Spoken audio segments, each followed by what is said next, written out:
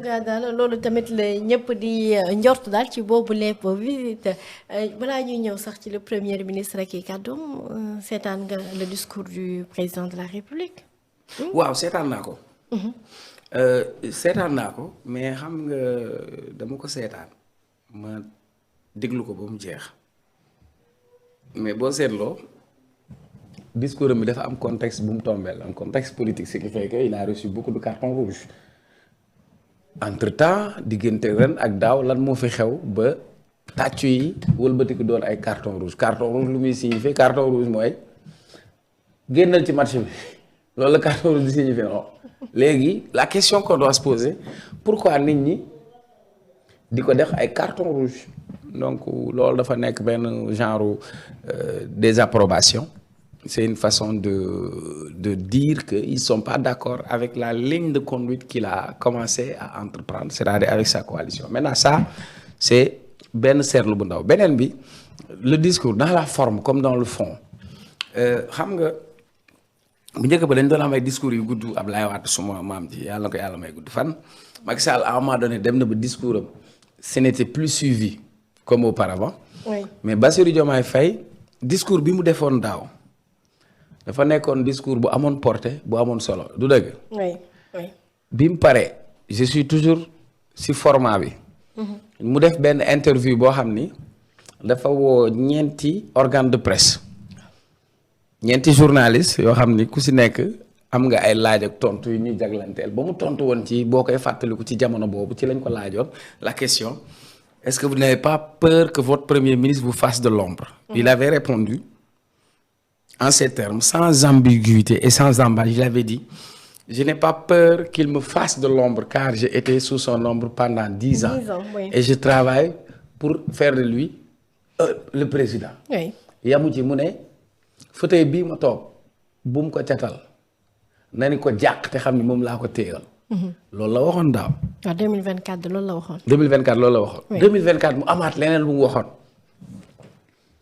phrase boo xam dama ko doon faral di wax mu ne.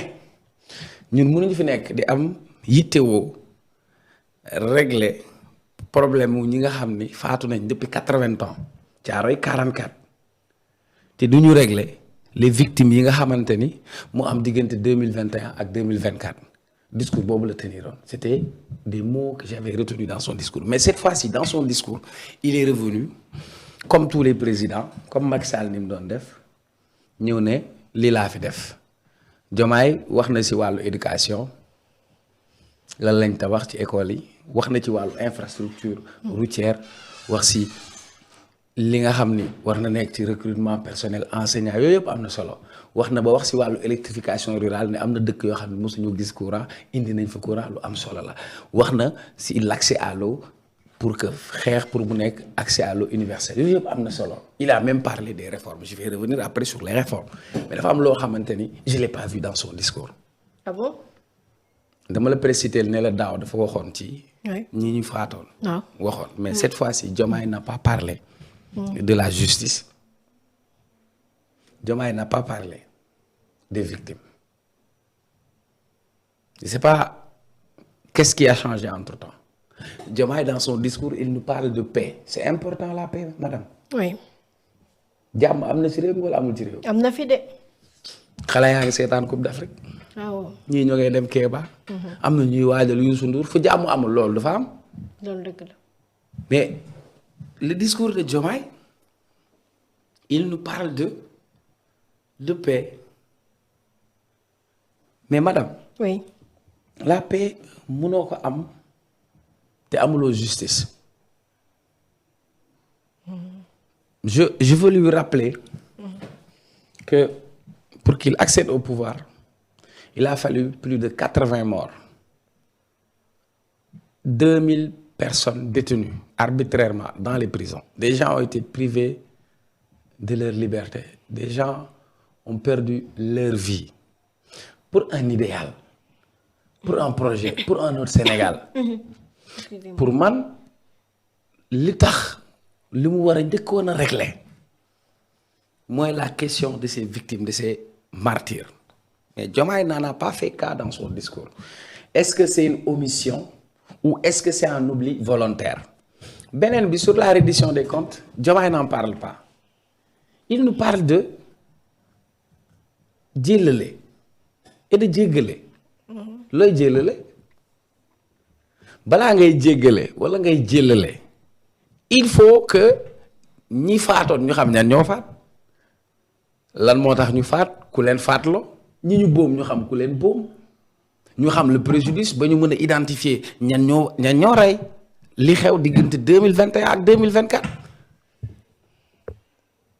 beneen bi nit ñi voté luñ ko parce que dañu bëgg mu tabax ay aéroport wala ay pont on n'a pas misé sur lui pour on a misé surtout pour lui sur la question de la bonne gouvernance et de la transparence ñun ñëpp on était là on a jugé que la gouvernance de Macky était scandaleuse donc comment il peut passer sous silence la question capitale de la reddition des comptes kon ça ne nous étonne pas si la reddition des comptes traîne parce que depuis 1 an 2 ans ça traîne on n'a pas encore vu quelqu'un qui a été jugé et condamné si je vous dis dans tout son discours lii ma déggul ci moom lu ma bett la lii ma déggul ci moom tax na ma wax la Bécaye doon wax sama xel ñaaw na kon dialogue ak coalition Diomaye moo war a nekk au-dessus de problème yi man noonu laa ko déggee donc pour moi pour Diomaye le prix de la paix de la stabilité c'est de passer sous silence ce qui s'est passé moi je suis un littéraire je lis derrière les lignes et entre les lignes voilà mi ngi noonu en tout cas daal kenn ku nekk ak jàngat ba nga xamante ni am nga ko ci discours son excellence le président Bassirou Diomaye Diakhar Faye ca ëllëg sa nag ñu gis le premier ministre demoon wuy ji Baye Niass di maire Passy moom itam mu yëkkati fa ay kàddu finalement discours premier ministre ba sul na bu président ba de Cheikh Omar. xam nga. En fait, j'ai écouté Ousmane Sonko. Oui. démb bi mu koy déglu sax sama soxna daf ma mere quoi nee na ma yow Sonko wax na doo ma wax Sonko wax na pour ma déglu ko parce que moom Sonko la quoi. madame Talla. yaayu Mouhamed nuyu ko Sonko di wax munoo ma wax Sonko génn na ndax man ma déglu ko. wax dëgg yàlla ma ne ko non de toute façon il fallait que je l'écoute dégluwaat ko parce que xam naa ni.